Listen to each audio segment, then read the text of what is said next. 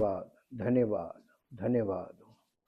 सच्चे जीवित और महान सामर्थी परमेश्वर, हम आपका हृदय से धन्यवाद करते हैं आपके अद्भुत प्रेम और उस अनुग्रह के लिए प्रभु, जो आपने सब मनुष्यों के लिए प्रकट किया अपने पुत्र के बलिदान के द्वारा। प्रभु, आप हमसे एक ही बात चाहते हैं कि हर एक व्यक्ति जब सुसमाचार को सुने, जब आपके पवित्र वचन को ध्यान लगाए और उसमें अपने आप को देखे और ये देखे कि वचन उसको किस दशा में दिखा रहा है, उसके भीतरी मनुष्यत्व की क्या दशा है, और अपने आप को देखकर परमेश्वर की उपस्थिति में, प्रभु यीशु मसीह की उपस्थिति में उसके अनुग्रह के लिए पश्चाताप के साथ आत्मसमर्पण करें, ताकि उसके जीवन में परमेश्वर का प्रेम और प्रभु यीशु मसीह का अनुग्रह प्रकट हो और वो उद्धार पाए और पवित्र आत्मा की सहभागिता में जुड़ सके कलीसिया में, और कलीसिया में जुड़ने के कारण उसके जीवन में उद्धार का कार्य आरंभ हो। हम आपका दिल से धन्यवाद करते हैं आपके पवित्र वचनों के लिए, जिसके द्वारा आप हमारे भीतरी मनुष्यत्व को नई सृष्टि बनाने के लिए काम कर रहे हैं। जब हम अपने मन को पूरी तरीके से परमेश्वर की ओर मोड़ते हैं, तब परमेश्वर हमारे जीवन में अपने प्रेम को और उस अनुग्रह को जो प्रभु यीशु मसीह के सिद्ध बलिदान के द्वारा हमारे लिए प्रकट किया गया है, उसके द्वारा हमारे जीवन में कार्य करता है। सारी महिमा आपको देते हैं। धन्यवाद के साथ इस प्रार्थना को प्रभु यीशु मसीह के पवित्र नाम से मांगते हैं, आमीन। सबको जय मसीह की। हम परमेश्वर का बहुत धन्यवाद करते हैं, क्योंकि वो धन्यवाद के योग्य है। चलते चलते अचानक से हम लोग ऐसे टर्निंग पे आए हैं वचन में। आज आप देखिए, हमने यहाँ पे लिखा है द अपोस्टेसी।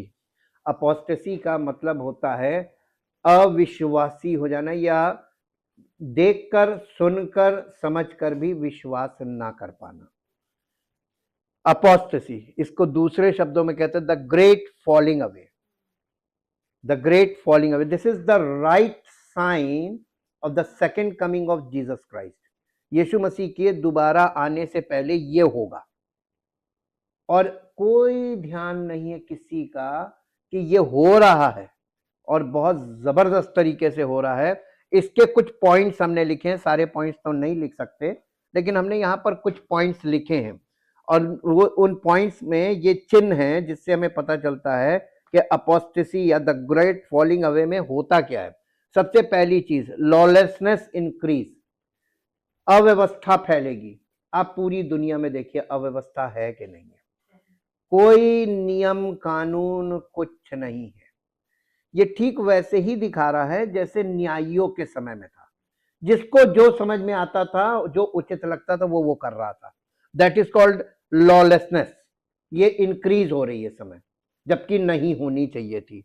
उसके बाद दूसरा पॉइंट है फॉल्स गॉस्पल्स प्रीच्ड, झूठा सुसमाचार प्रचार किया जाएगा। फॉल्स गॉस्पल्स है, यानी ढेर सारे झूठे सुसमाचारों का प्रचार होगा।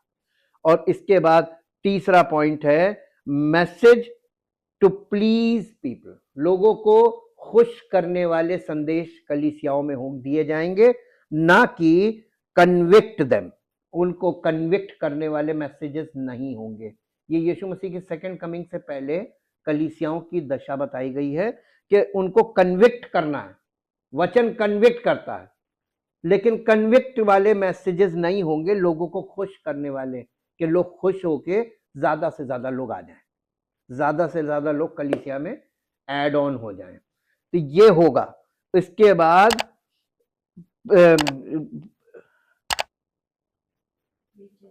प्रीचर्स ट्विस्टिंग मैसेजेस, यानी वचन को तोड़ेंगे मरोड़ेंगे। ट्विस्टिंग स्क्रिप्चर्स, यानी वचन को तोड़ मड़ोड़ करेंगे। भाई खुश करने वाले मैसेज कैसे देंगे, बाइबल नहीं दे रही, तो उसको ट्विस्टिंग करेंगे, तोड़ मरोड़ के लोगों को ऐसा करेंगे कि लोग वचन को सुनकर प्रसन्न हो जाएं, खुश हो जाएं। अरे प्रभु तो इतना अनुग्रहकारी है, प्रभु दयालु। नहीं, बाइबल ये नहीं दिखा रही है।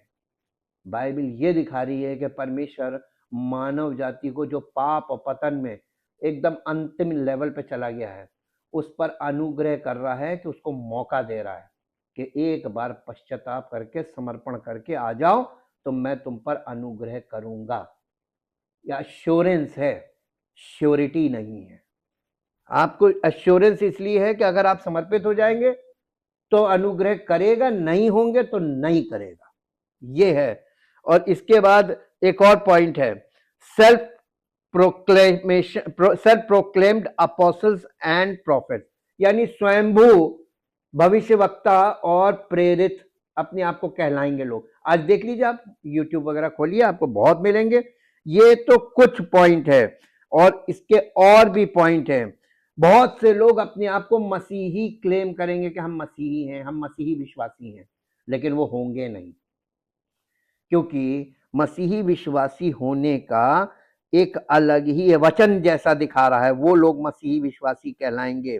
और इस तरीके से और भी पॉइंट से हम लोग इस हफ्ते पूरे इस विषय पर जब अध्ययन करेंगे तब आपको और हमको ये पूरी कंप्लीट जानकारी ये मिल जाएगी कि क्या हो रहा है, और वचन जो दिखा रहा है वो हो रहा है या कुछ और हो रहा है। सबसे पहले हम आपको, मेरे साथ एक पद निकालिए जो आपको मिलेगा डैनियल नबी की पुस्तक में। डैनियल की पुस्तक, उसका 9 अध्याय, डैनियल की पुस्तक उसका 9 अध्याय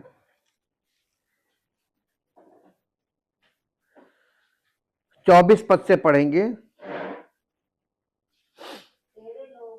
तेरे लोगों और तेरे पवित्र नगर के लिए 70 सप्ताह ठहराए गए हैं कि उनके अंत तक अपराध का होना बंद हो, और पापों का अंत और अधर्म का प्रायश्चित किया जाए, और युग युग की धार्मिकता प्रकट हो, और दर्शन की बात पर और भविष्यवाणी पर छाप दी जाए, और परम पवित्र का अभिषेक किया जाए। 1 मिनट रुक जाइएगा। 24 पद में कितनी चीजें हो गई? तेरे लोगों, ये देखिए, ये एक्चुअली आप थोड़ा सा पीछे आएंगे तो आप 9 अध्याय में देखेंगे जिब्राइल का, ये 20 पद के ऊपर जिब्राइल का भविष्यवाणी को समझाना। जिब्राइल स्वर्गदूत आया था और वो डैनियल को इस भविष्यवाणी को समझाने आया था। प्रधान स्वर्गदूत आया था। इसी को बोलते हैं 70 वीक्स प्रोफेसी, 70 हफ्तों की भविष्यवाणी। एक्चुअली जो यहूदी लोग थे, इनमें हफ्तों के हिसाब से जो 70 वीक्स का मतलब है 70 साल, 70 इयर्स, क्योंकि उस जमाने के लोगों को सालों को ऐसे ही परमेश्वर समझाता था थ्रू वीक्स, क्योंकि 7 दिन का सप्ताह होता है और एक सप्ताह का मतलब होता है 7 साल। तो ये 70 वीक्स प्रोफेसी है, और इसमें कह रहा तेरे लोगों यानी इजराइलियों के लिए और तेरे पवित्र नगर यानी इजराइल के लिए 70 सप्ताह ठहराए गए हैं कि उनके अंत तक अपराध का होना बंद हो और पापों का अंत और अधर्म का प्रायश्चित किया जाए। ये यीशु मसीह के आने के लिए कि वो आएगा, प्रायश्चित करेगा। यहाँ पे पश्चाताप नहीं लिखा, प्रायश्चित लिखा है, अटोनमेंट, प्रायश्चित किया जाए, और युग युग की धार्मिकता प्रकट हो, यानी वो धार्मिकता, परमेश्वर की धार्मिकता जो युगों से युगों तक रहेगी, उसके बाद कोई धार्मिकता नहीं होगी। और दर्शन की बात पर, यानी कोई भी किसी भी प्रकार का परमेश्वर का दर्शन यानी रेवलेशन और भविष्यवाणी या कोई प्रोफेसी अब नहीं होगी यीशु मसीह के आने के बाद। हम नए नियम में देखते हैं कि व्यवस्था और भविष्यवक्ता मूसा तक रहे, उसके बाद से परमेश्वर के राज्य का प्रचार किया जा रहा है। भविष्यवाणियां स्टॉप कर दी। यीशु मसीह के आने से पहले 400 साल पहले भविष्यवाणियां बंद हो गई थी, भविष्यवाणियां बंद हो गई थी, दर्शन की बातें बंद हो गई, कोई दर्शन किसी को नहीं मिल रहा था। 25वें पद में लिखा है, इसलिए ये जान और समझ ले कि यरूशलेम को फिर से बसाने की आज्ञा निकलने से लेकर अभिषिक्त प्रधान के समय तक 7 सप्ताह बीतेंगे। ये मालूम कहां से पीरियड चल रहा है? यरूशलेम के फिर से बसाने, नहम्याह की पुस्तक से। अब आप बाइबल में देखिए, नहम्याह की पुस्तक से ये पीरियड आ रहा है यीशु मसीह के अभिषिक्त प्रधान के समय तक, यानी यीशु मसीह के आने तक का पीरियड पूरा कवर अप हो गया। उसके बाद लिखा है 60 सप्ताह बीतेंगे, फिर 62 सप्ताहों के बीतने पर चौक और खाई समेत वो नगर कष्ट के समय फिर से बसाया जाएगा। उन 62 सप्ताहों के बीतने पर अभिषिक्त पुरुष काटा जाएगा। ये क्रूसीफिक्शन दिखा रहे हैं कि यीशु मसीह का क्रूसीफिक्शन होगा और उसके हाथ कुछ ना लगेगा। वो क्रूसीफिक्शन के बाद वो उसका पुनरुत्थान हुआ, स्वर्गारोहण हुआ और चला गया, कुछ ना लगेगा। और आने वाले प्रधान की प्रजा नगर और पवित्र स्थान को नष्ट तो करेगी, परंतु उस प्रधान का अंत ऐसा हुआ। ये कौन सा प्रधान है जो यीशु मसीह के स्वर्गारोहण के बाद आ जाएगा? यही है झूठा मसीह। ये आ जाएगा और ये आकर सब कुछ बर्बाद करेगा, परंतु उस प्रधान का अंत ऐसा होगा जैसा बाढ़ से होता है। इसीलिए यीशु मसीह ने नूह के जल प्रलय को, जो बाढ़ आई थी, उसको बताया कि मनुष्य के पुत्र का आना भी वैसे ही होगा, अचानक से, जैसे अचानक से जल प्रलय आया था। तो भी उसके अंत तक लड़ाई होती रहेगी, क्योंकि उसका उजड़ जाना निश्चय ठान लिया गया है। वो प्रधान 1 सप्ताह के लिए बहुतों के संग दृढ़ वाचा बांधेगा, 7 साल। ये एंटी क्राइस्ट है। परंतु आधे ही सप्ताह के बीतने पर वो मेल बलि और अन्न बलि को बंद कर देगा और कंगूरे पर उजाड़ने वाली घृणित वस्तुएं दिखाई देंगी, और निश्चय ही ठनी हुई बात के सप्ताह समाप्त होने तक परमेश्वर का क्रोध उजाड़ने वाले पर पड़ा रहेगा। अब यहां पे आप जब देखते हैं, इसके बाद आप सीधे आइए मत्ती 24 अध्याय में। मत्ती 24 अध्याय और 24 अध्याय के 15 पद को पढ़िए। महासंकट का आरंभ। इसलिए जब तुम उस उजाड़ने वाली घृणित वस्तु को, जिसकी चर्चा डैनियल भविष्यवक्ता के द्वारा हुई थी, पवित्र स्थान में खड़ी हुई देखो, जो पढ़े वो समझे। तब जो यहूदिया में हो वो पहाड़ों पर भाग जाए, और जो छत पर हो वो अपने घर में से सामान लेने को ना उतरे, और जो खेत में हो वो अपना कपड़ा लेने को पीछे ना लौटे। उन दिनों में जो गर्भवती और दूध पिलाती होंगी उनके लिए हाय हाय। प्रार्थना किया करो कि तुम्हें जाड़े में या सबत के दिन भागना ना पड़े। ये एक समय को दिखा रहा है। ये भी एक चिन्ह है जो इस चिन्ह से जुड़ के आ रहा है। ये यीशु मसीह की सेकंड कमिंग से पहले कुछ ऐसी चीजें होंगी जो किसी की समझ में नहीं आएगी। कितनों को आज समझ में आ रहा है कि वो आने वाला है? सब तो मगन है अपने आप में, जैसे जल प्रलय से पहले सब मगन थे। यही तो बाइबल दिखा रही है। तो हमको ये देखना है कि जो चिन्ह है वो सामने प्रकट है। कौन से चिन्ह हैं जो यीशु मसीह के आने का प्रगटीकरण कर रहे हैं? क्योंकि समय और काल किसी को नहीं बताया गया, केवल पिता को पता है। अब पुत्र ने हम लोगों को सिर्फ इशारा दिया है, कलीसिया को, कि तुम्हारे लिए तो वो चोर की नाई नहीं आ रहा, तुमको तो मालूम होना चाहिए, क्योंकि स्वागत तुम्ही को लेने आ रहा, हम ही को लेने आ रहा, और हम ही को नहीं मालूम है, और हम तैयार भी नहीं है। 10 कुंवारियों में यही तो बताया कि जो तैयार होंगे वही जाएंगे। तो कौन तैयार आपको दिख रहा है? आत्मिक तौर पर कोई तैयार नहीं। ये मसीहत में एक समस्या चल रही है जो कोई नहीं देख रहा। आत्मिक समस्या ये, शारीरिक नहीं है। हम आपको ये ग्रेट फॉलिंग अवे को हम दिखाते हैं कि ये धर्म त्याग का मतलब क्या होता है। इसको आप यहां से देख सकते हैं। निर्गमन की पुस्तक निकालिए, निर्गमन की पुस्तक, और उसका 32 अध्याय निकालिए। निर्गमन की पुस्तक, उसका 32 अध्याय।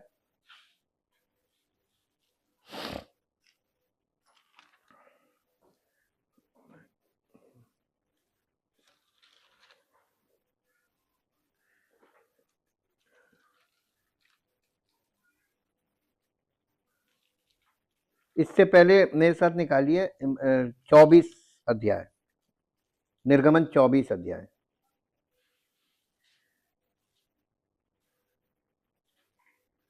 इसका पहला पद पढ़िए। फिर उसने किसने?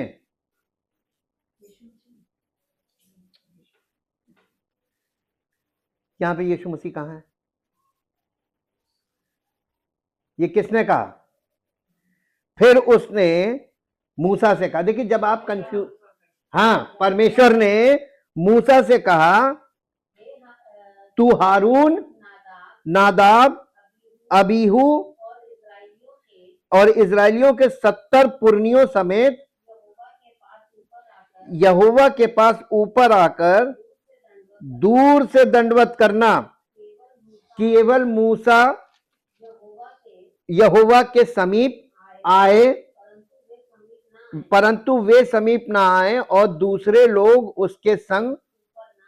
देखिए केवल मूसा को बुला रहा, मेरे पास आए, बाकी कोई नहीं आ सकता। क्यों? क्योंकि मूसा परमेश्वर से पूरी तरीके से परिचित था।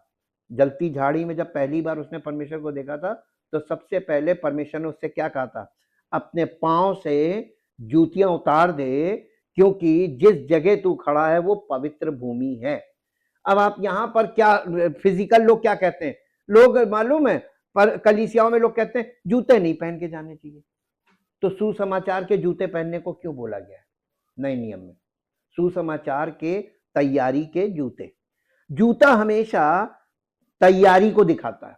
जब एक सैनिक तैयार होता है, जब तक वो जूते नहीं पहन लेता उसको तैयार नहीं कहते। ये फाइनल स्टार्ट है कि आप चलने के लिए या युद्ध करने के लिए निकलने को तैयार है। जूता पहने रहने का मतलब है कि आप चलने के लिए तैयार है, you are ready to move. लेकिन एक बात बताइए कि वहां पे परमेश्वर से कह रहा अपने पांव से जूतियां उतार दे, ये जूतियां इस बात को भी दिखा रहा अपने पुराने चाल चलन को उतार दे। परमेश्वर के पास आने पर आपको अपने पुराने चाल चलन को हटा देना है। मूसा को उसने यही किया था। मूसा का पुराना चाल चलन, परमेश्वर का अपने पुराने चाल चलन के पास तू मेरे पास नहीं आ सकता, इसलिए सबको मना कर रहा, क्योंकि कोई अपने पुराने चाल चलन से, अपने पुराने स्वभाव से छूटा नहीं था। मूसा छूट गया था। ये चीजें उद्धार को दिखाती हैं पुराने नियम में भी। अब आप इसको, जब ये मूसा तो ऊपर चला गया पहाड़ पे, इसके बाद ये मंदिर का काम चल रहा था, यानी टैबरनेकल का काम, यानी तंबू के सब सामान बनाया जा रहा था। 32 पद में क्या होता? 32 अध्याय का पहला पद पढ़िए।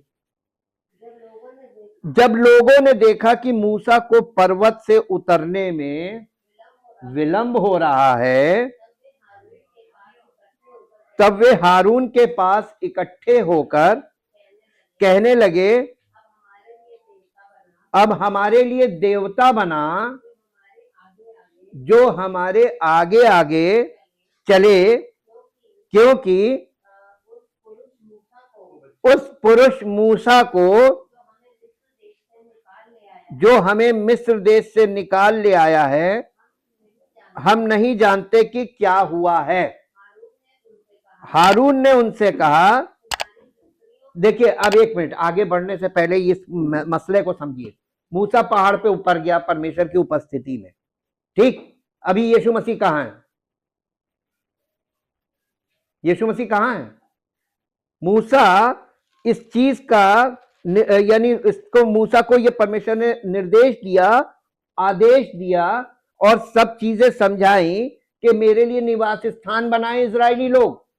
और मूसा के अंतर्गत, यानी मूसा के मार्गदर्शन में, मूसा के सुपरविजन में ये तंबू का बनना शुरू हुआ, ठीक। बहुत ध्यान से देखिएगा, मैं आपको पुराने नियम में वो दिखा रहा हूं जो आज दिख रहा है, और आप देख पाए तो देख लीजिए कि मूसा परमेश्वर की उपस्थिति में बैठा है और नीचे तंबू का काम चल रहा है, और महायाजक मूसा का बड़ा भाई हारून, उसके पास इजरायली आके क्या कह रहे हैं कि मूसा तो पता नहीं कहां चला गया, पता नहीं लौटेगा कि नहीं लौटेगा, आएगा कि नहीं आएगा, तू ऐसा कर, हम लोगों के लिए एक देवता बना।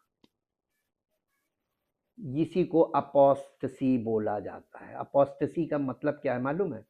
इन लोगों ने, परमेश्वर ने इनको निकाला, परमेश्वर ने इनको मन्ना खिलाया, परमेश्वर ने इनको जल पिलाया, परमेश्वर ने इनकी रक्षा की, इनको हर चीज प्रोवाइड की मिराकुलसली, और तुरंत ये परमेश्वर की जगह बछड़ा मांग रहे हैं, आइडल वर्शिप करना मांग रहे हैं। क्योंकि मूसा परमेश्वर की उपस्थिति में है तो ये सोच रहे हैं कि मूसा, ये वही न्यायियों वाला टाइम है कि अब तो वो तो है नहीं, अब हम लोग वो करेंगे जो हम चाहते हैं करना। आज कलीसियाओं में क्या हो रहा है? यीशु मसीह कहाँ है? मूसा की तरह देखिए यहाँ पे, वो परमेश्वर की उपस्थिति में है, और लोग यहाँ पे क्या कर रहे हैं? अब पता नहीं आएगा कि नहीं आएगा, सब मनमानी कर रहे हैं। बाइबल क्या दिखा रही है? कलीसियाओं में क्या चल रहा है? बाइबल दिखा रही है। ये पुराने नियम में पूरी पिक्चर्स रखी हुई हैं, जो वहां किया उन लोगों ने वही वहां यहां पर कर रहे हैं। तो बिल्कुल एक दूसरे का पूरक है। जो कुछ हुआ वही फिर से हो रहा है। History repeats itself spiritually also. आत्मिक तौर पर भी इतिहास दोहर रहा है। अब देखिए, क्योंकि बिकॉज द ह्यूमन माइंड पाप और पतन में आरंभ से अब तक वैसे ही है, कोई परिवर्तन नहीं, सब ड्रामेबाजी। तो यहां पे इसने मूसा हारून के पास उन लोग अपने अपने जेवर लेकर आए और उसने एक यानी आग में डालकर गला के उसको एक बछड़ा बना दिया, और सोने के बछड़े की वर्शिप हो रही है। और क्या कह रहे हैं कि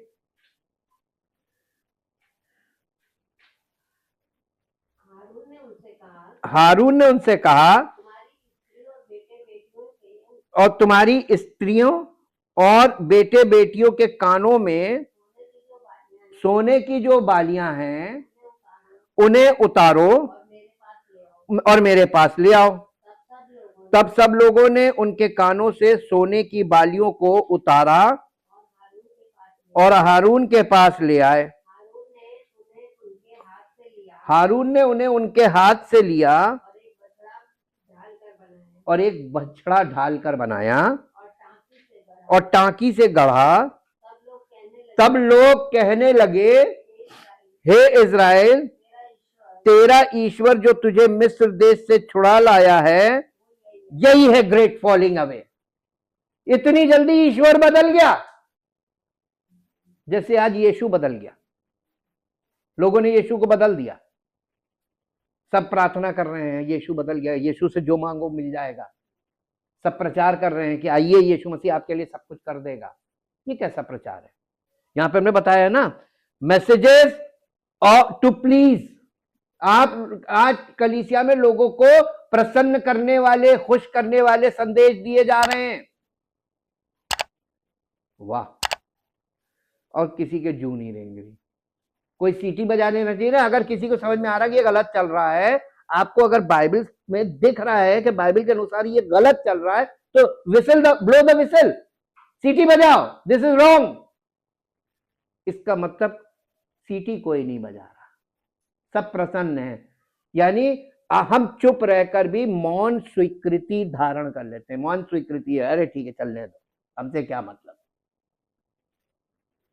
जिसके दो कारण होते हैं, या तो आपको दिख रहा है लेकिन आप बोल नहीं रहे हैं, और अगर आपको दिख नहीं रहा है और दिख रहा है और बोल नहीं रहे हैं तो परमेश्वर आपसे हिसाब लेगा। चुप मत बैठ। अगर तुझे मैं दिखा रहा हूं तो क्या करना चाहिए?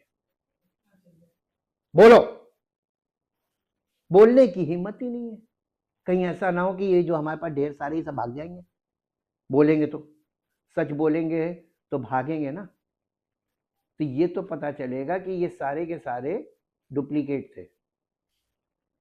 आप जिंदगी भर धोखे में रहेंगे। मैंने इतने लोग प्रभु के पास लाए, कितने लाए। मैंने अपनी सेवकाई काल में बड़े बड़े दिग्गज पास्टरों को सुना भी, उनसे मिले भी, और सबके दर्शन क्या थे मालूम है?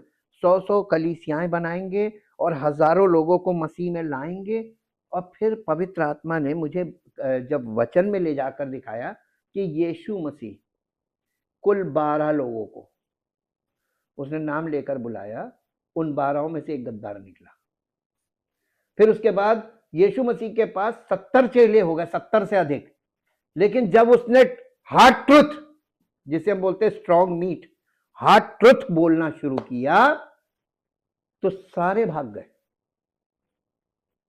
पढ़ के देख लीजिए बाइबल में, सारे भाग गए। क्या हो गया भैया? ये सारे भाग क्यों गए?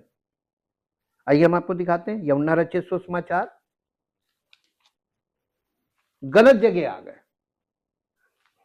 गलत जगह आ गए। आप सोच रहे थे कि सब जगह जैसे है प्यार प्यार से पुचकारा जाता है, सच्चे यीशु के पास आओगे तो पुचकारेगा नहीं, ये हम पक्का बता रहे हैं आपको।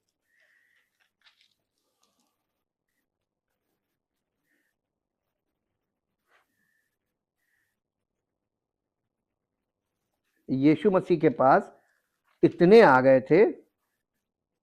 यहां पे इसका पढ़िए, यूहन्ना 6 अध्याय,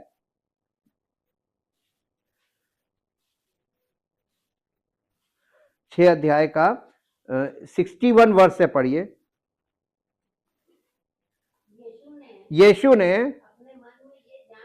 अपने मन में ये जान करके मेरे चेले आपस में इस बात पर कुड़कुड़ाते हैं, उनसे पूछा, क्या इस बात से तुम्हें ठोकर लगती है, यानी तुम्हें बुरा लगता है? यदि तुम मनुष्य के पुत्र को जहां वो पहले था वहां ऊपर जाते देखोगे तो क्या होगा? आत्मा तो जीवनदायक है, शरीर से कुछ लाभ नहीं। जो बातें मैंने तुमसे कही हैं वे आत्मा हैं और जीवन भी, परंतु तुम में से कुछ ऐसे हैं जो विश्वास नहीं करते। क्योंकि यीशु पहले ही से जानता था कि जो विश्वास नहीं करते वे कौन हैं। He knows very well. आप लाख कहिए कि हम विश्वास करते हैं, वो आपको ऐसी ऐसी परिस्थितियों में डाल के टेस्ट कर लेगा कि तुम मुझसे प्यार करते हो, मुझ पर भरोसा करते हो, या तुम स्वार्थवश आ रहे हो। तो पहले ग्रेट फॉलिंग अवे होगा ना, पहले छटनी तो होगी। कितने बचेंगे? आज देख लीजिए, सारी कलीसियाएं भाग जहां पे हार्ड ट्रुथ है वहां से लोग भागते हैं। जहां पुचकारो प्रसन्न करने वाले संदेश दिए जा रहे वहां भीड़ लगी हुई। कौन से यीशु को मान रहे हैं? आगे पढ़िए। इसी समय यीशु मसीह ने बताया कि जो विश्वास नहीं करते वे कौन है और कौन मुझे पकड़वाएगा। यह भी बता दिया था 12 में से तुम में से एक मुझे पकड़वाएगा। और उसने कहा इसीलिए मैंने तुमसे कहा था कि जब तक किसी को पिता की ओर से ये वरदान ना दिया जाए, यानी पिता जब तक पिता वरदान नहीं देगा तब तक आप यीशु मसीह के पास नहीं जा सकते। अब आप बताइए कौन से यीशु के पास लोग जा रहे हैं आज? यीशु मसीह ने यहां पर एक बहुत भयानक ट्रुथ खोला है। कौन सा यीशु? ये सच्चा यीशु कह रहा है कोई मेरे पास नहीं आ सकता जब तक कि पिता उसको गिफ्ट ना दे मेरे पास आने का। तो आप कौन से यीशु के पास जा रहे थे? इसके आगे पढ़ लीजिए। इस पर यीशु मसीह के चेलों में से क्यों, क्या हुआ? ग्रेट फॉलिंग अवे आपको दिखाई दे रहा है ना? अपोस्टेसी ये शुरू से आ रही है। बहुत से चेले उल्टे फिर गए, भैया अब नहीं चलेंगे, इसके पीछे नहीं चल हम नहीं चल पाएंगे, हमसे ना होगा जी। उसके बाद उसके साथ ना चले जी। तब यीशु ने उन 12 से कहा, अब बचे कितने? 70 से अधिक। देखिए इस पर उसके बहुत से चेलों ने, एक्चुअली 70 प्लस है, उसमें से बहुत तेरे वापस चले गए। भैया हम यीशु मसीह के पीछे नहीं चल पाएंगे, हमसे नहीं होगा जी। तब उन 12 से उसने कहा, यीशु मसीह ने एग्जिट हमेशा खोल के रखा है। जिस स्पीड से लोग आते हैं ना, जब वो जाते हैं तो दुगनी स्पीड से भागते हैं, उसको मालूम है ये, इसलिए एंट्री एग्जिट हमेशा खुला रहता है। जो कोई चाहे प्रभु के पास आए, भीड़ आ जाएगी, लेकिन कंडीशन देखेगी, अच्छा यहाँ पे ये भी है, ये भी है, ये भी है, ये भी है, पूर्ण समर्पण, पश्चाताप और फिर इसके बाद मनमानी नहीं करनी है, फिर परमेश्वर के वचन के अनुसार चलना है, समर्पित रहना, ये सब बातें जब कंडीशन दिखाई देती है ना, तब लोग कहते हैं भैया हमसे नहीं होगा। यहाँ पे बैठे अगर लोगों से अगर हम अभी आपसे पूछें व्यक्तिगत, तो आप अभी जवाब दे नहीं पाएंगे। अच्छा है, हड़बड़ी में उतावली में बोलना भी नहीं चाहिए। ये वो चीज नहीं है कि ये वो निर्णय नहीं है कि आप उतावली में लें। इसके लिए आपको वचन को समझना पड़ेगा। अगर आप सहने को तैयार हैं, दुख उठाकर आज्ञा मानने को तैयार हैं, पश्चाताप करके समर्पण करने को तैयार है, तभी अगला कदम आगे बढ़ाइएगा। एक वक्त ऐसा आएगा कि भागते जाएंगे, हमने आज तक इतने सालों से हम कर रहे हैं, कितने आए और कितने गए, लेकिन जो गया पहले से भी बदतर हालत में पहुंच गया। ये भी बता रहे हैं आपको।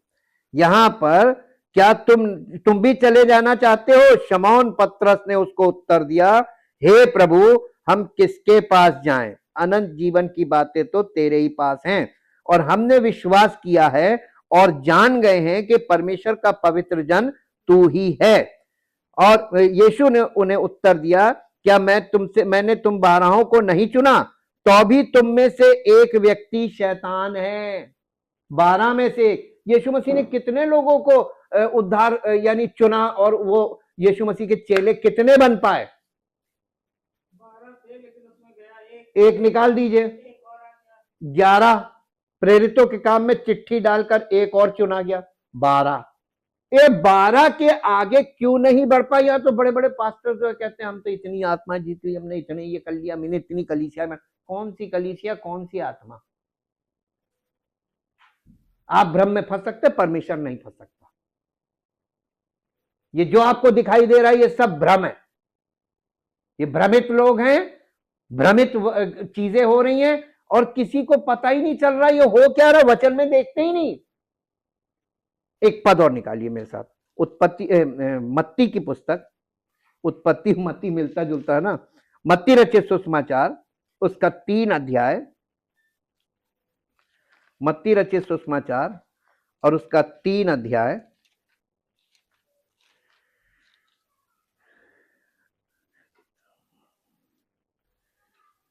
तीन अध्याय का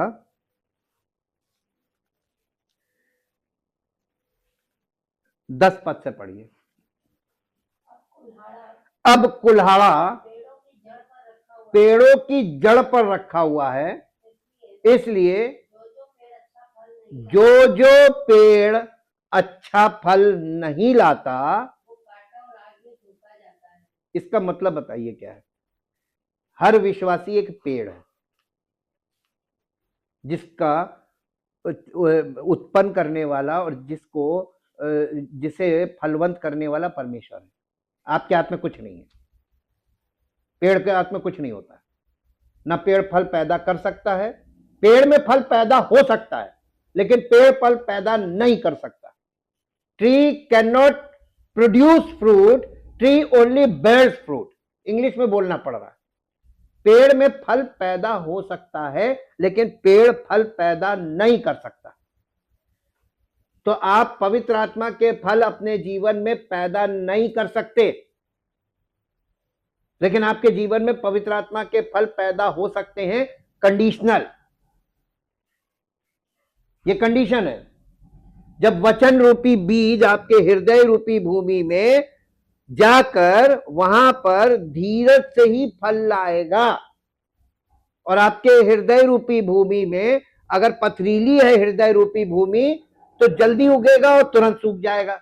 पथरीली भूमि पर के वे है। और मार्ग के किनारे का हृदय रूपी भूमि है तो चिकनी भूमि है, उस पर तो गिरा और चिड़िया ले गई। चिड़िया दिखाता है शैतान को, शैतान छीन ले जाएगा। और फिर तीसरी है झाड़ी। आपकी हृदय रूपी भूमि अगर झाड़ी वाली है तो उसमें वैसे ही नहीं, संसार की चिंता, धन का धोखा सब साथ साथ चल रहा है और वचन सुन रहे हैं, क्या होगा? कभी नहीं फलवंत होगा। अब बताइए चौथी वाली है, चौथी ये फलवंत उपजाऊ भूमि है जो वचन को अपने हृदय में संभाले रहते हैं, मनन करते हैं, अध्ययन करते हैं, चिंतन करते हैं, मंथन करते हैं और उसको फोकस किए रहते हैं और धीरज से पवित्र आत्मा के फल उनमें प्रकट होते हैं। चौथी, 4 प्रकार के लोग दिखाएं, 4 प्रकार के हृदय और बीज वचन है। अब आप बताइए कौन से वाले में से हैं? अपने आप को देखिए वचन में और उससे ये कहिए प्रभु मुझ पर दया कर। सच्चा पश्चाताप कीजिए, दया मांगने से नहीं मिलेगी। सच्चा पश्चाताप कीजिए और आत्मसमर्पण कर दीजिए कि हम अपनी मर्जी से अब कुछ नहीं करेंगे, करके देख लिया सब। और जैसे ही आप 100% सरेंडर करेंगे वो टेक ओवर कर लेगा। फिर आपको अपने मन की नहीं करनी, एकदम अपनी नहीं चलानी है। और यहां पे लिखा है और कुल्हाड़ा पेड़ों की जड़ पर रखा हुआ है, इसलिए जो जो पेड़ अच्छा फल नहीं लाता वो काटा और आग में झोंका जाता है। ये न्याय हो रहा है जी। आगे, मैं तो पानी से ये यूहन्ना बपतिस्मा देने वाला इजरायलियों से कह रहा है, मैं तो पानी से तुम्हें मन फिराव का बपतिस्मा देता हूं, परंतु जो मेरे बाद आने वाला है मुझसे ज्यादा शक्तिशाली है, मैं उसकी जूती उठाने के योग्य नहीं हूं और वो तुम्हें पवित्र आत्मा और आग से बपतिस्मा देगा। उसका सूप, उसका किसका किसका सूप है? ये नहीं, ये यीशु मसीह के विषय में बात कर रहा है। संदर्भ देखिए ना, यीशु मसीह के विषय में बात कर रहा है। और यहां पे क्या दिखाया जा रहा है? ध्यान से देखिए बाइबल में क्या लिखा है। उसका सूप किसका? यीशु मसीह का सूप उसके हाथ में है। वो अपना खलियान, खलियान किस चीज को बोला गया यहां पे? कलीसिया। वो अपना खलिहान यानी अपनी कलीसिया को फटकेगा। कितने ऐसे फटकने में कितने निकल गए, अभी कितने निकलेंगे। फटकने का मतलब उछालना, हवा में उछालना। आप एक बच्चे को, आप अपने बच्चे को, बहुत बड़ा बच्चा हो, उसको ऐसे करके उछाल के दिखाइए। नहीं, भारी नहीं है, थोड़ा उससे यानी इतना भारी नहीं। एक ऐसे बच्चे को जो 3-4 साल का हो, उसको लेके आप ऊपर हवा में उछालिए, वो आपके पास आएगा ही उछालने के लिए, कहेगा नहीं, आप गिरा दोगे। लेकिन एक 6 महीने के बच्चे को आप उछालिए, क्या होगा? नहीं, आप उसको उछाल लेंगे क्योंकि वो अपना बल नहीं इस्तेमाल कर रहा है। वो कुछ नहीं करेगा, वो आपके हाथ में है, ये भरोसा है। उस बच्चे को ये नहीं मालूम है, अभी वो अबोध है। अबोध बच्चे को आप उछालेंगे और अबोध बच्चे इस चीज का विरोध नहीं करेगा कि मत उछालो। लेकिन एक समझदार बच्चे को आप उछाल के दिखाइए, वो अपने माँ बाप का ही विरोध, नहीं तुम हमें गिरा दोगे, भरोसा नहीं करता। अब आप ये बताइए, आप परमेश्वर पे भरोसा क्यों नहीं करते? हाँ, आपको अपने पर भरोसा बहुत ज्यादा है, यही फर्क है। यीशु मसीह ने एक बच्चा खड़ा किया, नन्हा बच्चा, अबोध बच्चा, जिसकी कोई समझ नहीं होती, कहता इसके समान बन जाओ। आप अभी तक बन ही नहीं पाए। आप अपनी बुद्धि लगाते हैं, वचन में पढ़ के भी, सुन के भी अपनी बुद्धि लगा रहे हैं। जितना आप अपनी बुद्धि लगाएंगे उतना आप फंसते जाएंगे, और जितना आप छोटे अबोध बच्चे की तरह ग्रहण करेंगे, मुझे तो परमेश्वर पे भरोसा है, मेरा प्रभु देगा मुझको हर एक चीज अपनी महिमा धन के अनुसार, ना भी दे तो भी हम उसी पर भरोसा रखेंगे। इतना भरोसा है? नहीं है, झूठ मत बोलिएगा, नहीं है। और जैसे ही आपने बोला है वैसे ही आपको परीक्षा में डाल देगा, फट से चेक कर लेगा। इसलिए कभी झूठा अंगीकार ना करें। यहां पर देखिए कितना साफ साफ दिखाया कि उसका सूप उसके हाथ में है और वो अपनी खलिहान को यानी कलीसिया को अच्छी रीति से साफ करेगा। और क्या करेगा, देखिए आगे पढ़िए।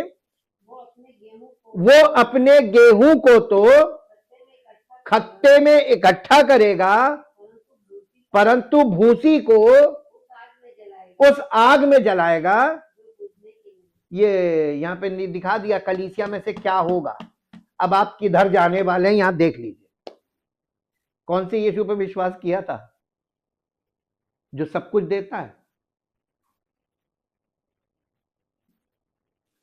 कई बार लोग सोचते हैं यार गलत आ गए, गलत आ गए, लालच में आ गए थे। हमने आपको शुरू में बताइए, हमने क्या था ना, लालची को कुछ नहीं देगा, लालची के हाथ कुछ लगेगा नहीं, और जितना आप धोखा देने की कोशिश करेंगे आप फंसते जाएंगे। ये पक्की बात है। और जैसे ही आप सरेंडर कर देंगे वो अनुग्रह कर देगा। ये विचित्र बात है। मेरे साथ एक पद निकालिए जो आपको मिलेगा, विश्वास किसे कहते हैं। इसको समझने के लिए आप मेरे साथ चलिए डैनियल की पुस्तक में। डैनियल की पुस्तक, डैनियल नबी की पुस्तक,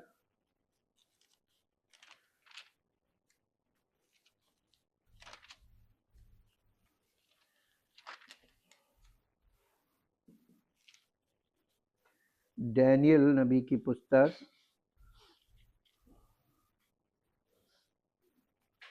ये इसका निकालिए अध्याय 3 अध्याय और उसका 19 पद से पढ़िए। तब नबूकदनेस्सर झुंझला उठा। ये नबूकदनेस्सर को मालूम है एंटी क्राइस्ट किंग दिखाया गया। ये है वो मसीह विरोधी राजा। ये मसीह विरोधी का एक वो है, रूपक है। ये कैरेक्टर आपको एंटी क्राइस्ट दिखाया गया इसमें। तब नबूकदनेस्सर झुंझला उठा और उसके चेहरे का रंग शद्रक, मेशक और अबेदनगो के प्रति, क्योंकि ये सच्चे विश्वासी थे जी, बदल गया। उसने आज्ञा दी भट्टे को 7 गुना अधिक टेम्परेचर उसका बढ़ा दो, और फिर अपनी सेना में से कई एक बलवान पुरुषों को उसने आज्ञा दी कि शद्रक, मेशक और अबेदनगो को बांधकर उन्हें धधकते हुए भट्टे में डाल दो। आग का बपतिस्मा चाहिए? ध्यान से सुन लीजिए और देख लीजिए, समझ लीजिए जी। तब वे पुरुष अपने मोजों, अंगरखों, बागों और अन्य वस्त्रों सहित बांधकर उस धधकते हुए भट्टे में डाल दिए गए। अब एक मिनट थोड़ा सा पीछे आइए, इसका 16 पद पढ़िए। डालने से पहले थोड़ा सा सीन देख लीजिए।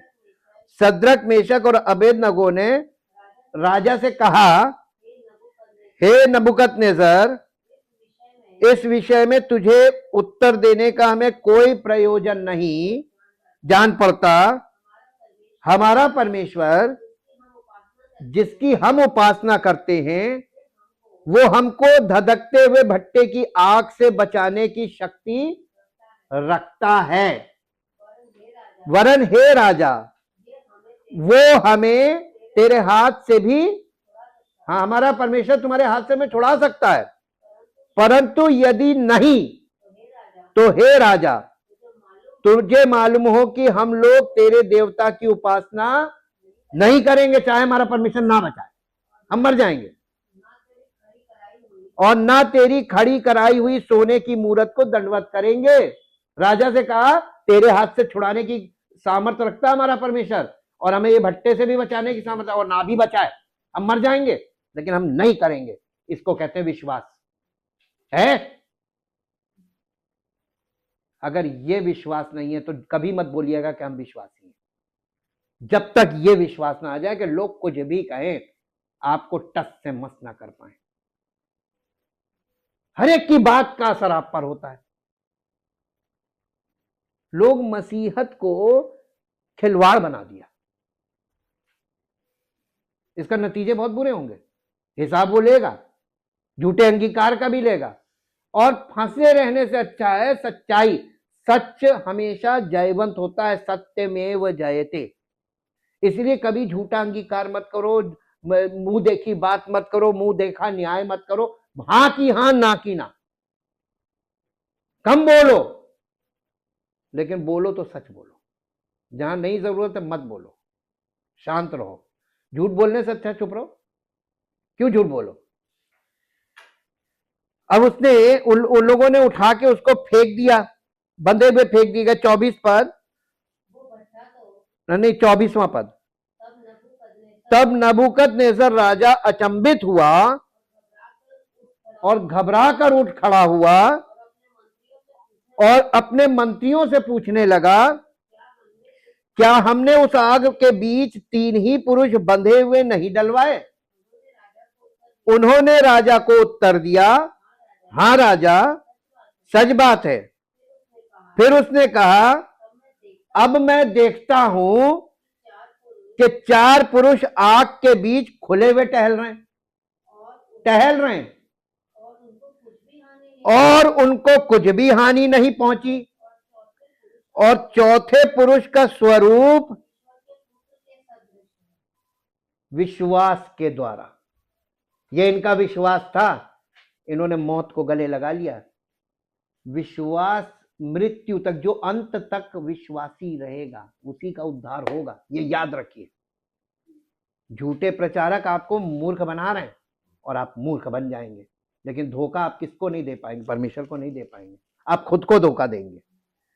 इसके बाद 26 पद में लिखा है, फिर नबूकदनेस्सर ने घबराते हुए भट्टे के द्वार के पास जाकर कहने लगा, हे शद्रक, मेशक और अबेदनगो, हे परम प्रधान परमेश्वर के दासों, निकल कर यहां आओ। अब राजा बुला रहा है प्यार से, आदर से, निकल कर यहां आओ। ये सुनकर शद्रक, मेशक और अबेदनगो आग के बीच से निकल आए। जब अधिपति, हाकिम, गवर्नर और राजा के मंत्रियों ने जो इकट्ठे हुए थे उन पुरुषों की ओर देखा, तब उनकी देह में आग का कुछ भी प्रभाव नहीं था। हमारा परमेश्वर खुद एक आग है, परमेश्वर की उपस्थिति आ गए, परमेश्वर का वचन आ गए, परमेश्वर का आत्मा आ गए। इसीलिए हमने फायर, यूनिवर्सल साइन है फायर। और लिखा है कि वो कुछ भी प्रभाव नहीं पाया और उनके सिर का एक बाल भी ना झूलता। जी, ना उनके मोजे कुछ बिगड़े, ना उनमें जलने की कुछ गंध पाई गई। नबूकदनेस्सर कहने लगा, धन्य है शद्रक और मेशक और अबेदनगो का परमेश्वर, जिसने अपना दूत भेजकर अपने इन दासों को इसलिए बचाया क्योंकि इन्होंने राजा की आज्ञा ना मानकर तुझी पर भरोसा रखा और ये सोचकर अपना शरीर भी अर्पण कर दिया कि हम अपने परमेश्वर को छोड़ किसी देवता की उपासना या दंडवत ना करेंगे। इसलिए अब मैं ये आज्ञा देता हूं कि देश देश के और जाति जाति के लोगों और भिन्न भिन्न भाषा बोलने वालों में से जो कोई शद्रक, मेशक और अबेदनगो के परमेश्वर की कुछ निंदा करेगा, वो टुकड़े टुकड़े किया जाएगा और उसका घर घूरा बनाया जाएगा, क्योंकि ऐसा कोई और देवता नहीं जो इस रीति से बचा सके। तब राजा ने बेबीलोन के प्रांत में शद्रक, मेशक और अबेदनगो का पद और ऊंचा कर दिया। ये गवर्नमेंट जॉब में थे, राजा के कर्मचारी थे। आज लोग डरते हैं, धोखे से किसी को पता ना चल जाए कि मैं भी कलीसिया में जाता हूं, बताने में डरते हैं। ये आपका जो डर है ना, ये अविश्वास है। एक दिन आप फट से भाग भी लेंगे, क्योंकि आप जिस चीज को छिपा रहे हैं वो छुपा क्यों रहे हैं? क्योंकि आप अभी आगे आपको मालूम ही नहीं कब आपको हटना है। जो कोई मनुष्यों के सामने मुझे मान लेगा, मैं भी उसे परमेश्वर के और स्वर्गदूतों के सामने मानूंगा, और जो मेरा इनकार करेगा उसका मैं भी इनकार करूंगा। ये यीशु मसीह बोल के गया है। इसलिए आप कितना भी छिपने की कोशिश करते हैं, ये गलत है। आप शुरू से बाइबल में ये हालत होते चली आ रही है। यहूदी बार बार इन्हीं सब समस्याओं में फंसे थे। इनके रीजन पे आप ध्यान दीजिएगा, ऐसा होता क्यों है। लॉलेसनेस इंक्रीज क्यों हुई?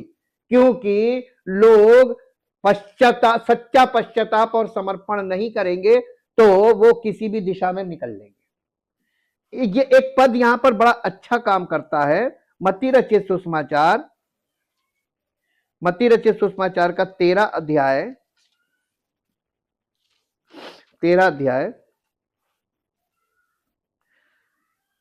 13 अध्याय का 21 पद पढ़िए। 21 पद नहीं, इसका 20 पद पढ़िए, 20 और 21।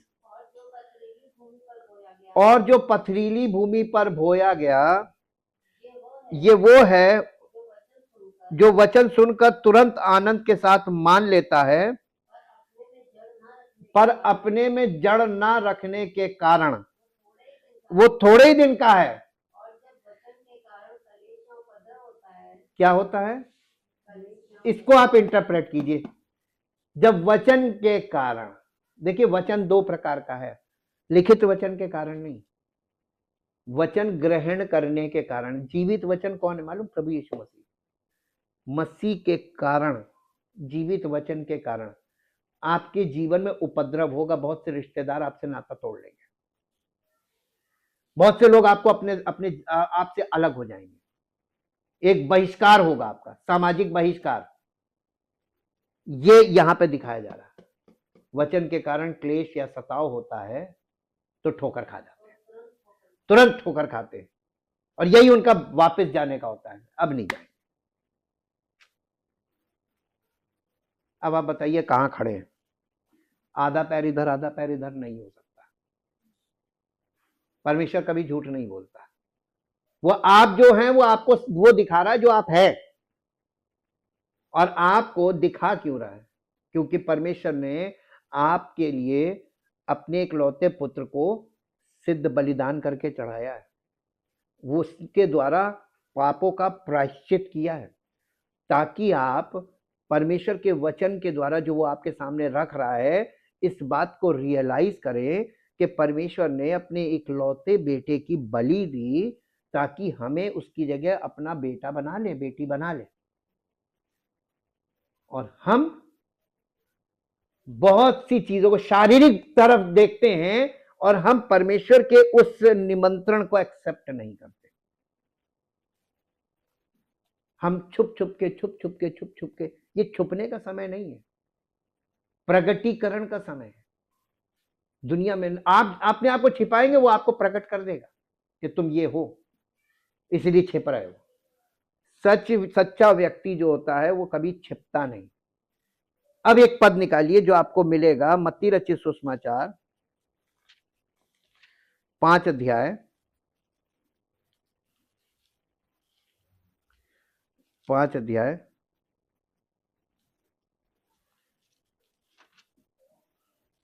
और 5 अध्याय का 13 पद पढ़िए।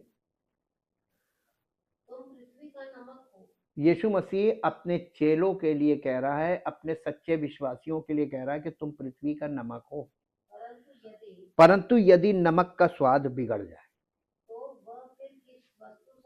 अब आप ये बताइए, एक बार नमक का स्वाद बिगड़ गया, उसका नमकीन ही खत्म हो गई, वो किस काम का है? सबसे मामूली चीज है, हर घर में होती है, और सबसे सस्ती चीज, टैक्स फ्री नमक। लेकिन परमेश्वर के वचन में नमक की बहुत वैल्यू है। परमेश्वर के वचन में ये दिखाया गया, इतिहास का एक ऐसा समय रहा है, नमक की वाचा दिखाई गई, और नमक जो था वो लोगों को, यानी जो उनका दाम होता था, मजदूरी होती थी, मजदूरी के लिए नमक दिया जाता था। नमक मजदूरी में दिया जाता है, तो इतनी वैल्यूबल चीज रही है। नमक का स्वाद अगर बिगड़ जाए तो वो फिर किस वस्तु से नमकीन किया जाएगा? प्रश्न और उत्तर देख लीजिए। फिर वो किसी काम का नहीं, केवल इसके कि बाहर फेंका जाए। एक मसीही विश्वासी यीशु मसीह का चेला बन जाता है, वो एक नमक की तरह है, लेकिन अगर उसका वो नमक का वो वाला स्वाद अगर नहीं है, मसीही चरित्र नहीं है उसके अंदर, तो वो लोगों के पैरों तले रौंदा जाएगा, कोई उसकी इज्जत नहीं होगी। जो पाएगा उसको उल्टा सीधा बोलेगा। यीशु मसीह दोनों चीज दिखाता, पॉजिटिव नेगेटिव दोनों। जी, आगे पढ़िए। तुम जगत की ज्योति हो। अब देखिए ज्योति पे आइए। जो नगर पहाड़ पर बसा है। अब आप बताइए, अगर आप मसीही हैं तो छिप कैसे सकते हैं जी? और लोग दिया जलाकर, हाँ, यानी जहां पे रखना चाहिए उसकी जगह नीचे नहीं रखते हैं, परंतु दीवट पर यानी स्टैंड पे रखते हैं। और उससे घर के सब लोगों को, आपके घर में कितनों को आपसे प्रकाश मिल रहा है? एक को भी नहीं। छिपा हुआ दीपक देखा ना? दीवट से नीचे रखा हुआ दीपक, छिपा हुआ दीपक जल तो रहा है लेकिन किसी को कुछ कोई फायदा। ऐसी रोशनी कभी मत बनिए कि जो रोशनी है लेकिन किसी को कोई फायदा ही नहीं, सब अंधेरे में टहल रहे घर में। ऐसी क्या रोशनी? अगर आप परमेश्वर के वचन को ठीक से समझें तो आपके दिमाग की नसें हिला देगा। ये मामूली चीज नहीं है। एक एक बात में गहराई है, एक एक बात में सच्चाई है। और इसके अलावा हम आपको लास्ट में एक और चीज दिखाते हैं। मेरे साथ आइए, प्रकाशित वाक्य की पुस्तक, प्रकाशित वाक्य की पुस्तक, उसका अध्याय 2। अध्याय 2 में इफिसुस की कलीसिया, या 7 कलीसियाओं को यीशु मसीह चिट्ठी लिखवा रहा है। और ये 7 कलीसियाओं में इसने उन कलीसियाओं के दूतों को चिट्ठी लिखवाई, उनकी जहां पर वो अच्छे थे उनको एनकरेज किया, उनकी बड़ाई भी की, लेकिन उसके साथ साथ क्या बोला? उन पर दोष लगाया। यहां पे ये 7 कलीसियाओं को जो पत्र लिखा है, ये आत्मिक तौर पर यीशु मसीह के, यानी पवित्र बाइबल में ये दिखाया गया है कि प्रकाशित वाक्य, ये जब समापन आ रहा होगा यीशु मसीह की सेकंड कमिंग, तो कलीसियाओं की क्या दशा होगी और यीशु मसीह उन कलीसियाओं से क्या कहना चाहता है अंत में आने से पहले। इसका जरा दर्शन कर लीजिए। इफिसुस दूसरे अध्याय का 5 पद पढ़िए, 4 पद से पढ़िए, 4 पद। पर मुझे तेरे विरुद्ध ये कहना है, इफिसुस की कलीसिया के विरुद्ध ये कहना है कि तूने अपना पहला सा प्रेम छोड़ दिया है। इसलिए कलीसिया से कह रहा है, स्मरण कर। ओ, पतन हो गया, कलीसिया का पतन हो गया कि तू कहां से गिरा है, और मन फिरा और पहले के समान काम कर।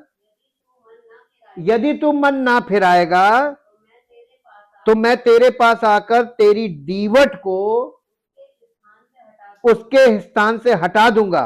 और इसके बाद कह रहा है, इसका 7 पद पढ़िए, जिसके कान हो वो सुन ले कि आत्मा कलीसियाओं से क्या कहता है।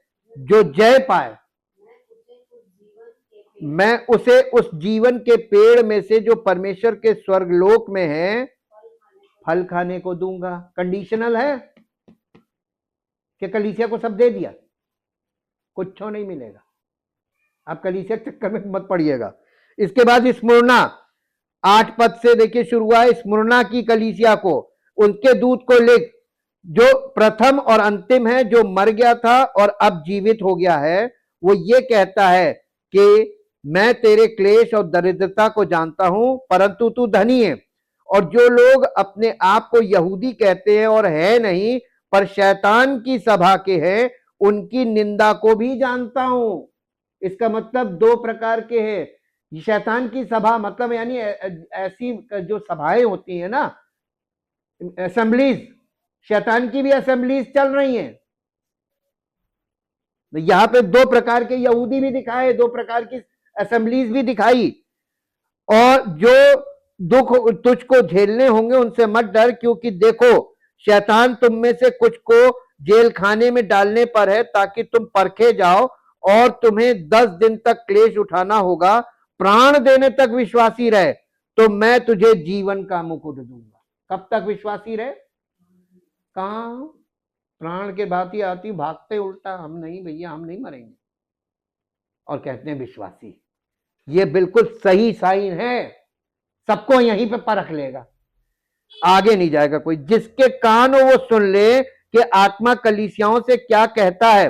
जो जय पाए उसको दूसरी मृत्यु से हानि ना पहुंचेगी। ये जो आग और गंधक की झील में नहीं डाला जाएगा। फिर 12 पद में आता है पिरगमुन की कलीसिया के दूत को लिख, जिसके पास दो धारी तलवार और तेज तलवार है।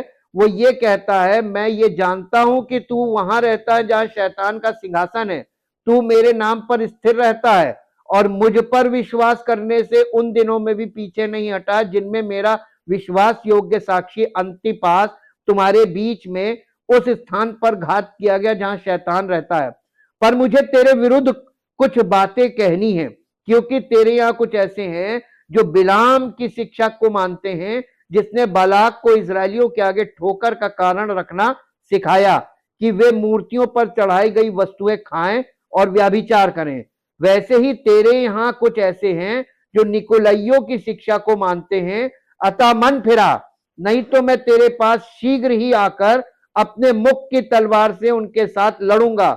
जिसके कान हो वो सुन ले कि आत्मा कलीसियाओं से क्या कहता है। जो जय पाए उसको मैं गुप्त मन्ना में से दूंगा और उसे एक श्वेत पत्थर भी दूंगा, और उस पत्थर पर एक नाम लिखा हुआ होगा जिसे उसके पाने वाले के सिवाय और कोई ना जानेगा। इसके मतलब असली चीजें उसने अभी रोक रखी हैं। यहां सब कलीसियाओं को देखिए दोष लग रहा है, तो आप जाओगे कहां ये बताओ। लोग एक कलीसिया छोड़ के दूसरी कलीसिया, एक कलीसिया, अरे वचन में आओ, सच्चे प्रभु के पास आओ, पश्चाताप समर्पण कर लो, क्योंकि तुम कहीं भी भागोगे तुम घिर गए हो, निकल नहीं पाओगे। थुआतीरा को फिर लिखा उसने, और इसके बाद इसको आप घर में पढ़िएगा। फिर हम एक और पद 3 अध्याय का सरदीस की कलीसिया को, जिसके पास परमेश्वर की 7 आत्माएं और 7 तारे हैं। वो ये कहता है कि मैं तेरे कामों को जानता हूं, तू जीवित कहलाता। ये वो कलीसिया जीवित कहलाती थी। देखिए आज बहुत सी कलीसिया है, आपको लगेगा वो जीवित कलीसिया है। तू जीवित कहलाता है पर है मरा हुआ।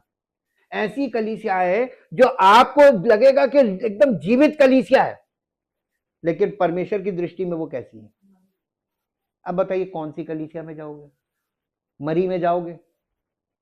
जीवित कलीसिया कहां से ढूंढोगे? जब वचन ही नहीं तुमको समझ में आता है, तुम्हें ABCD नहीं अभी तक आई इतने सालों में, तो आगे की चीजों में तो तुम लोग सब गए।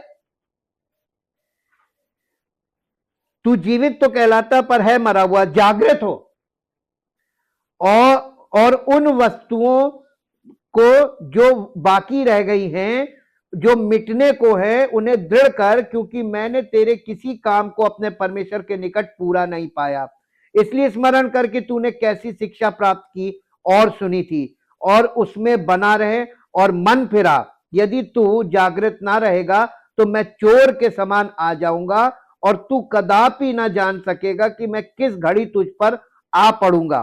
पर हां, सरदीस में तेरे यहां कुछ ऐसे लोग हैं जिन्होंने अपने अपने वस्त्र अशुद्ध नहीं किए हैं। वे श्वेत वस्त्र पहने हुए मेरे साथ घूमेंगे, क्योंकि वे इस योग्य हैं। जो जय पाए उसे इसी प्रकार श्वेत वस्त्र पहनाया जाएगा, और मैं उसका नाम जीवन की पुस्तक में से किसी रीति से ना काटूंगा, पर उसका नाम अपने पिता और उसके स्वर्गदूतों के सामने मान लूंगा। जिसके कान हो वो सुन ले कि आत्मा कलीसियाओं से क्या कहता है। श्वेत वस्त्र पवित्रता को दिखाता है। फिर इसके बाद फिलाडेल्फिया, ये बहुत अच्छी कलीसिया थी, इसके ऊपर दोष नहीं लगा। और लेकिन जो लास्ट है हम लोग के समय में कलीसिया की क्या दशा होगी? लौदीकिया। लौदीकिया की कलीसिया, आज की कलीसियाओं की हालत लौदीकिया की कलीसिया है, अंतिम कलीसिया, 7वीं, जो आमीन और विश्वास योग्य और सच्चा गवाह है और परमेश्वर की सृष्टि का मूल कारण है। आज की कलीसिया में क्यों ये मैच करता है? इसकी खास बात क्या है? मेरे साथ एक पद पढ़े, इसमें जो लिखा हुआ है 17 पद पढ़िए। आज की कलीसियाएं तू कहता है कि मैं धनी हूं। आज की कलीसियाएं क्या है? और धनवान हो गया हूं। और तुझे आज कलीसियाओं को बताइए क्या क्या कमी है? पैसे की कोई कमी नहीं जी। और ये नहीं जानता कि तू अभागा और तुच्छ और कंगाल और अंधा और नंगा है। आत्मिक दृष्टिकोण ये दिखाया शारीरिक तौर पे कलीसियाएं खूब पैसे वाली हैं। आत्मिक दशा क्या है? अभागा, तुच्छ, कंगाल, अंधा और नंगा। इसीलिए मैं तुझे सम्मति देता हूं, आग में ताया हुआ सोना मुझसे मोल ले ले कि तू धनी हो जाए, और श्वेत वस्त्र ले ले कि तू पहनकर तुझे अपने नंगेपन से की लज्जा ना हो, और अपनी आंखों में लगाने के लिए सुरमा ले ले कि तू देखने लगे। मैं जिन जिन से प्रेम करता हूं उन सबको उल्हाना और ताड़ना देता हूं। ये कौन बोल रहा है? ये कौन बोल रहा है? ये यीशु मसीह है। जिससे प्यार करता हूं उन्हें उल्हाना और ताड़ना देता हूं कि मान जाओ, मान जाओ। इसलिए सरगर्म हो और मन फिरा, देख मैं द्वार पर खड़ा हुआ खटखटाता हूं। यदि कोई मेरा शब्द सुनकर द्वार खोलेगा तो मैं उसके पास भीतर आकर उसके साथ भोजन करूंगा और वो मेरे साथ। देखिए, आजकल की कलीसियाएं गुनगुनी हो गई।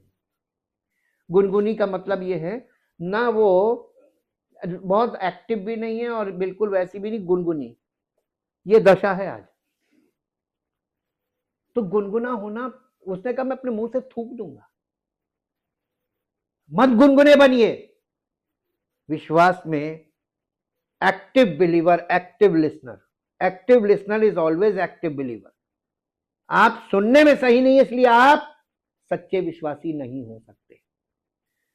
और यीशु मसीह के आने से पहले छटनी होती जाएगी, चाट चाट चाट चाट चाट। और आप अपनी आंखों से कलीसिया में कितनों को जाते देख रहे हैं, फिर भी आपकी आंखें नहीं खुल रही। क्यों भाग रहे हैं? ये नहीं है कि उनकी समझ में नहीं, समझ में आ गया। उन्होंने ये अनुमान लगा लिया कि हमसे ये ना हो पाएगा। मूसा को परमेश्वर बार बार पहाड़ पे बुलाता था, और जितनी बार बुलाया मूसा गया परमेश्वर की उपस्थिति में। हम सोचते हैं अगर आज किसी विश्वासी से परमेश्वर कह दे यहां आ जाओ। आज आधुनिक सुविधाएं भी नहीं थी उस जमाने में। मूसा कैसे पहाड़ पे गया होगा? आप कभी पहाड़ जाके देखिए, वहां जाना, पहुंचना एक सबसे बड़ी चीज है, जिंदा पहुंचना और वहां से जिंदा वापस आना। एक मसीही विश्वासी के लिए जीवन, परमेश्वर हमारे जीवन का स्रोत है। वो अगर बुलाता है ना तो वही संभव करता है वहां तक पहुंचने में।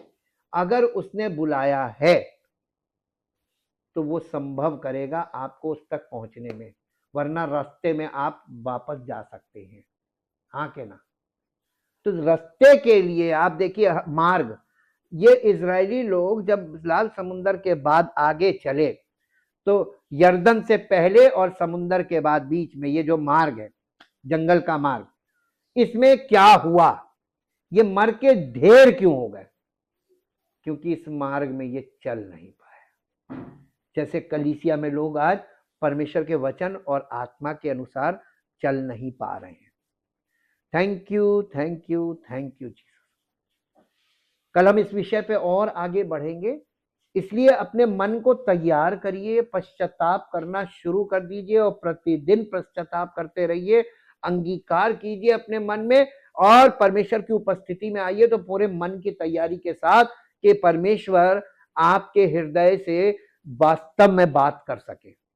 सच्चे जीवित महान सामर्थी परमेश्वर, हम आपका हृदय से धन्यवाद करते हैं आपके पवित्र वचनों के लिए, जो पवित्र आत्मा के द्वारा आप हमारे सामने प्रकाशित करके हम लोगों को कुछ सत्य दिखा रहे हैं।